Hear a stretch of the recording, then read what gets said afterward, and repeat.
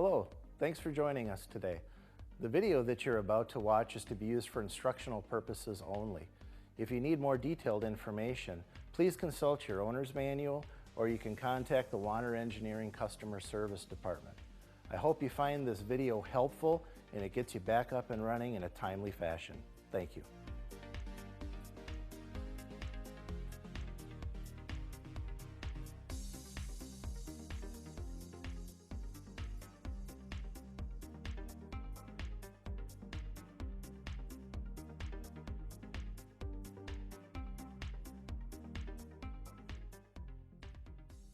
Hi, my name is Neil Taylor. I work at Warner Engineering, and I'm here today to show you how to replace the check valves in our new MT8 metering pump.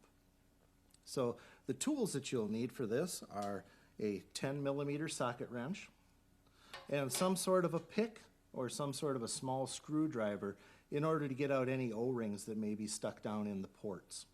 So first things first, you'll use your 10mm wrench to loosen the 8 bolts in the top portion of the manifold. Now I've pre-loosened these just to aid in the speed of this. Normally these would be torqued per your instruction manual, so make sure that when you reassemble this that you torque these bolts properly, and that is spelled out in your instruction manual that came with your new MT8 metering pump. So there are 8 bolts. They're stainless steel bolts, and when you remove the top portion of the manifold, that will expose the inner workings. There will be 2 O-rings, a crush ring, and the check valve itself, and they're very easily accessible, which I will show you. So you remove the 8 bolts, and when you remove the top portion of the manifold, everything is exposed. You can see your check valve, which is shown here, and also the white crush rings, which are in the upper portion of this particular portion of the manifold. So how do we get at these? Well, very simply. The check valves just come right out. There's no need for a tool. There's no need for special instructions to take them out. They should just pop right out. And there is the check valve and the encapsulated O-ring. So you remove these pieces,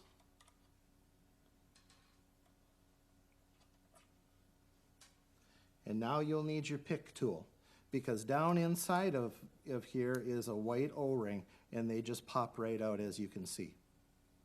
So with a screwdriver or any kind of a pick, those O-rings will just come right out. Now in the top portion of the manifold, you will also see our white crush rings. You will need to remove those. Those cannot be reused. So that's good. That's an important thing to note. Please do not reuse these. They're a one-time use, and they come out just as easily as the O-rings. They come right out with your pick tool or a small screwdriver.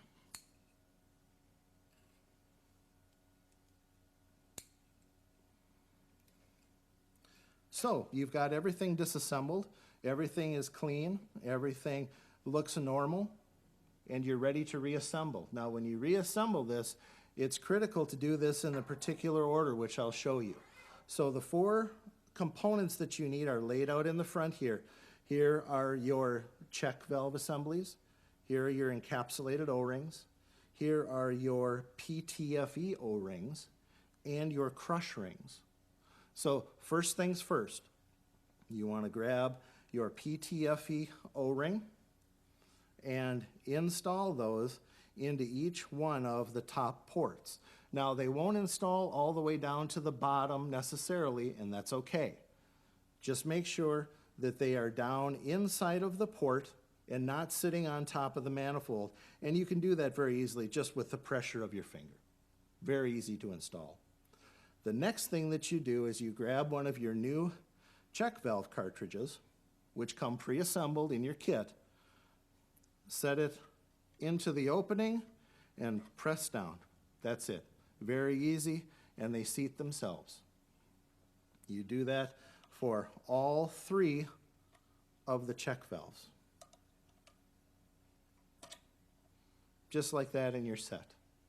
The next step, another critical step, is to make sure that your PTFE encapsulated O-rings are installed around each one of the check valves. Don't just set them on top of the check valve. Make sure that they are at least around the diameter of each one of the check valves. The next thing to do is to take one of your crush rings, and when you install these, what they're going to want to do is, you can put this in there, but the minute that you turn it over, they could fall out. So, a little helpful trick is just a little dab of grease on each one of the crush rings. When you put those then into their home, they don't fall out. Very, very easy to assemble that way. And it doesn't take much grease, just a little dab, just enough to hold them up against the top surface of the manifold. As you saw, I had just a very tiny amount on my fingers, and that was more than enough to hold those in place. And you're ready to put the top cover back on. You line everything up, and it just falls right into place. Everything is set. Everything looks good. You notice that you have a bit of a gap here. That's because you haven't compressed the O-rings yet.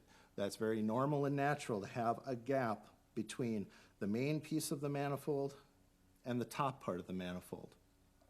All there is left to do is to reinstall your 8 bolts and torque them per what your instruction manual says. And your pump is back up and running, and you've replaced the top check valves in your manifold. Now, in the bottom, there's also the same check valves, but it's a little bit different assembly procedure, so let me show you that. So, taking out the bottom bolts is a little bit more difficult because you can't see them, but there is room to get them out. As you can see, the bolts they'll just drop out, so any kind of right-angled socket or any kind of a box end wrench that's 10 millimeter will get these bolts out.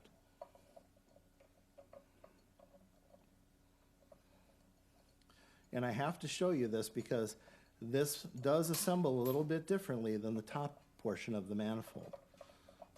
So there's a different order in which to do things. And if the order isn't done properly, your pump won't function properly. There's a potential that you could have leaks. There's also a potential that you'll get no fluid flow at all. So it's critical to make sure that when you're changing out your check valves, that you are actually following the correct order and the correct direction that everything is supposed to be assembled in. All right, once you remove the 8 bolts from the bottom portion of the manifold, that manifold will just drop right out, exposing again the 3 check valves and your O-rings. Now, something to note, if you take a look at how these check valves are oriented, they're oriented a little bit differently than the top ones. It's critical that they're reassembled properly. So we're going to remove these check valves like we did before. All 3 just pop right out. You've got your O-rings, which are exposed, which can just pop right out again using your pick tool. They come out very, very easily. Here is the part that you need to pay special attention to. Your crush rings are still up inside of the manifold. So you've got to be able to get those out, and if your pump is in some sort of a skid system or anchored down to the floor, that could be difficult. That's why it's important for you to have this pick tool or a screwdriver or something to get up inside of there to pull those crush rings out, because they're crushed and stuck up inside, and like we talked about, you cannot reuse those. They must be brand new, and they come in your kit, so just make sure that you get those out.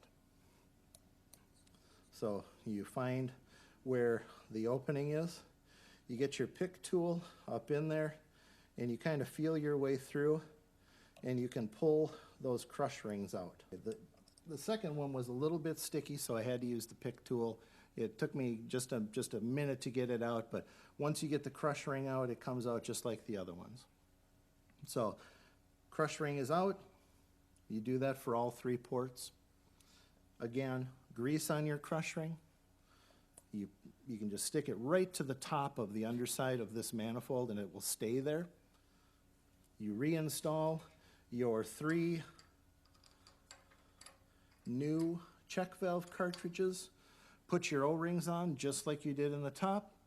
Put everything back together. Put your bolts in. Torque them per your instruction manual. And you've changed all 6 check valves in your MT8 pump. Thank you.